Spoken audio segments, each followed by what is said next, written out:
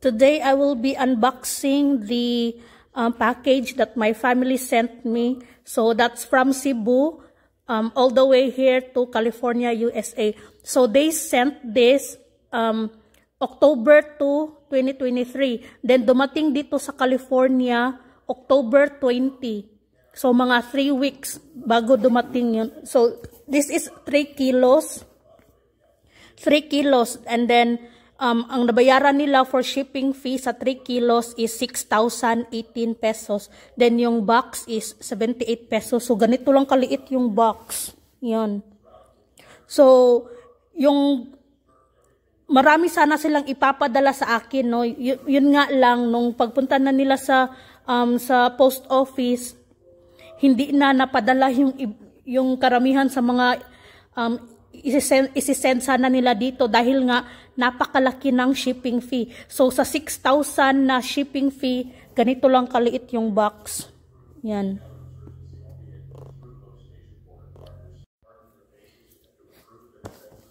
So actually, no, mas naano nga ako dahil akala ko talaga, hinanda ko na talaga yung sarili ko na marireceive ko ito around po, mga November ko na siguro marireceive. So, hindi naman pala ganun ka tagal, mga 3 weeks lang. Not bad.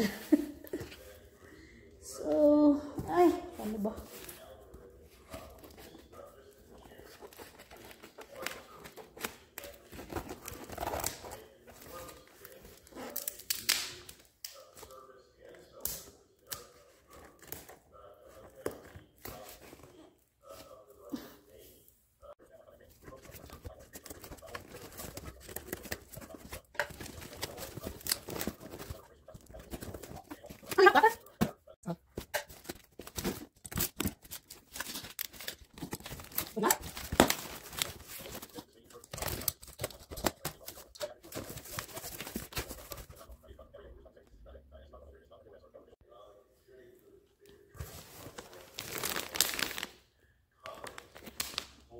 Here, dried mango.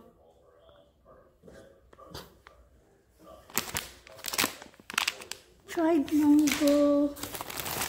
Ooh, cheesecake.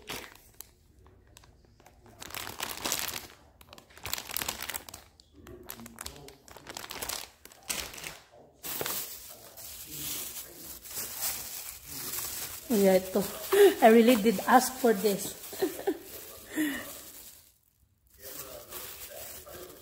And some pusher.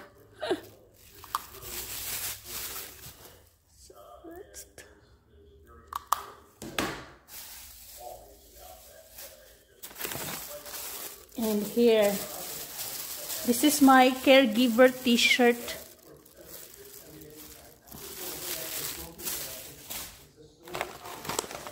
Pillows.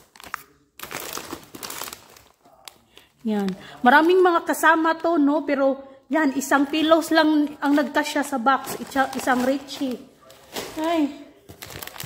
Naiiwan na yung iba. Then, this is one of my favorite. Yeah, this one.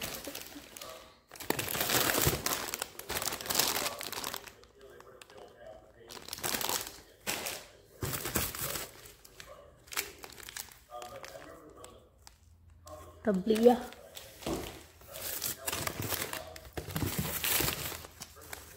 Ooh, I love this.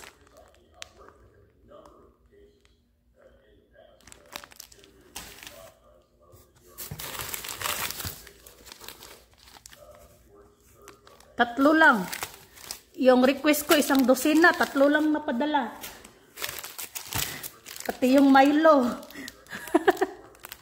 Ito lang. So, depende lang kasi kung ano lang magkasya sa box. And here, cheese powder. Kasi wala akong makita na ganito dito. Minsan nag-ano kami, nag-French fries kami dito sa bahay ni Tim. Gusto ko sana lagyan ng ganito, cheese powder, pero wala talaga akong makita na cheese powder dito. Kaya yan, nagpadala na lang ako. And here, more of this. Because I really like this potato cracker. Marami pa sana tong flavor. May seaweed flavor din to. Pero yun nga, di na magkasya sa box. Kaya ayan, ito na lang.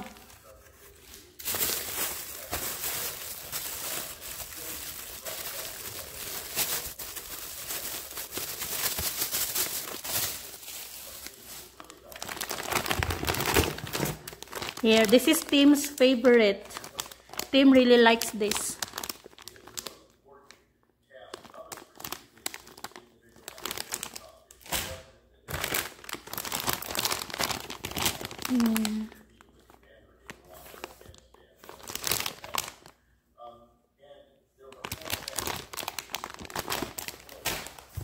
And this one, oh, I love this.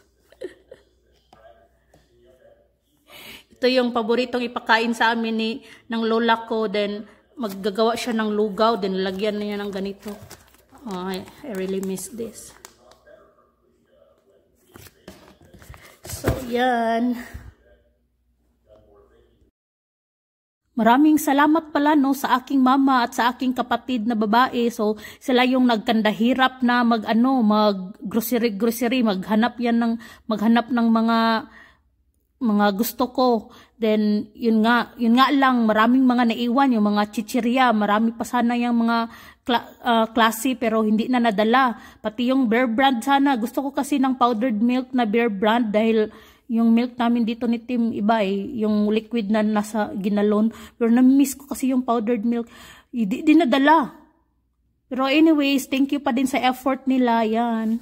At yan na nga lahat ang laman ng box. At it's up to you na kanya-kanya naman tayo ng opinion at perspective kung worth it ba yung shipping fee na 6,018 sa halaga ng groceries na napadala. But ito lang ang sure ko ha.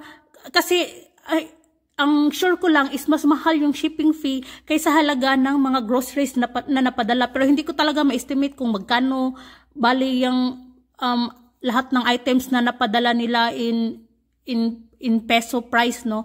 Pero kung dito mo naman yan bilhin, dito na sa mga Asian market or sa online, mahal na din talaga siya kung bilhin. So, worth it pa rin naman. At parang din naman kahit papaano, iba din yung magbili na lang tayo dito pwede naman magbili lang tayo dito sa online, pero wala, parang ano lang din na iba lang din yung may personal touch ba na padala ng pamilya mo na galing sa Pilipinas. At least nag-effort din sila. So para sa akin worth it din yung 6,018 para din naman din sila yung mga andyan sa Pilipinas. Hindi yung tayo dahil tayo itong mga nasa abroad o kaya nakapag-asawa ng AFAM, tayo na lang padala sa kanila, di ba? Para naman sila din, din sila, mag-effort din sila, mag-exert din ng effort, magpadala din sa atin. Kaya yan na lahat.